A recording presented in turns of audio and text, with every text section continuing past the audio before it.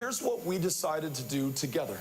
Once in action, we realized that that action, that work, that being with one another is the absolute antidote to despair or succumbing to current conditions or the status quo. It took us across the entire state of Texas. It's the only way to meet a state this big and this divided, to go to where people may not see eye to eye with us. So you could not be too rural or too Republican represented or too big or blue for that matter, for us to be there, to listen to you, to learn from you, to seek the common ground in front of us, and to find out where we could agree and where we could work together. That's what I want to see for my Texas and for my country going forward. In a state that has this level of voter suppression and voter intimidation, the hardest in the nation in which to cast a ballot or to get your name on the rolls to be registered to vote in the first place, we made those who've been shut out from this democracy our priority. And when I talk about those 5 million doors and the millions more phone calls made, we were targeting those who had themselves been the targets for disenfranchisement in the state of Texas, bringing in new voices that we had never heard from, votes that had never been counted, the very people who should be able to decide the outcome of this election.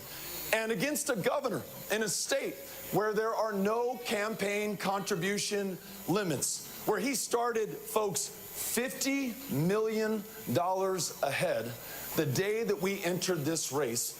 This team never gave up. Hundreds of thousands of people gave whatever they could, $5, $25, $50. And through this finance team, they were able to get people to give a lot more than that as well.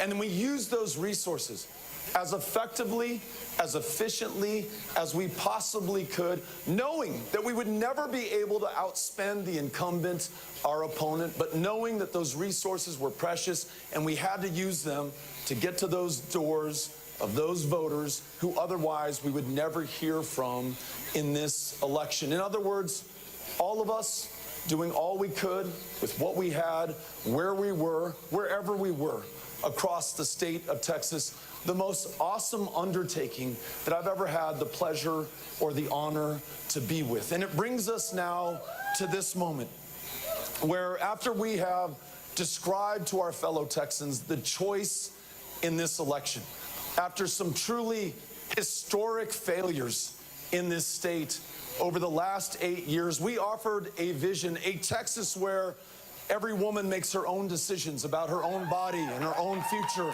and her own health care. A state where children don't have to fear going to school and being gunned down in their classroom and their parents having to identify them by the shoes that they are wearing. Or in those same schools, teachers not having to work 2 or 3 jobs to make ends meet because we treat them with enough respect. We pay them enough so they can focus on that most important job in front of them. A state where we expand Medicaid and folks can afford to see a doctor, go to a mental health provider, fill a prescription, be healthy enough to go to school or to work or to raise their families. A state where we are no longer incarcerating people for possession of a substance that is legal in most of the rest of the country right now. These are things that not just Democrats agreed on, but Republicans, independents, our fellow Texans from across the state. And the best way that I can put all of this in a way that maybe any of us can understand is we just want a state where people are free enough and healthy enough to be able to pursue their potential and rise to fulfill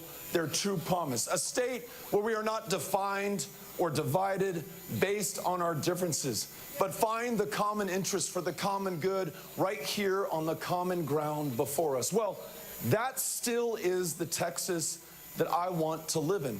That is the dream that I, and I hope all of us, will continue to pursue. I don't know what form that will take. I don't know what my role or yours will be going forward, but I'm in this fight for life. I'm in this with you.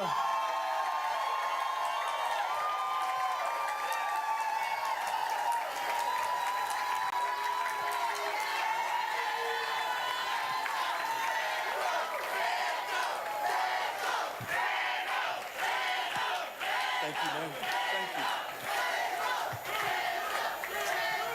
And listen, and chingon, that's right too.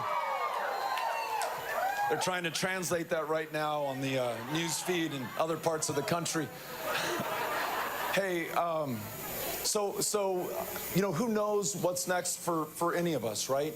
I just cannot thank you enough for giving all of us who are part of this campaign your time, your resources, but most importantly, your faith in what could be possible in this state. Let us never break that faith. Let us always keep that faith. Let us also back it up with the fight necessary to continue to try to win over and over and over again until we can realize this dream, these goals, this Texas that we want for one another, that we deserve for our kids, and that ultimately one day we are going to be able to bring home. Thank you all so much for being with us tonight.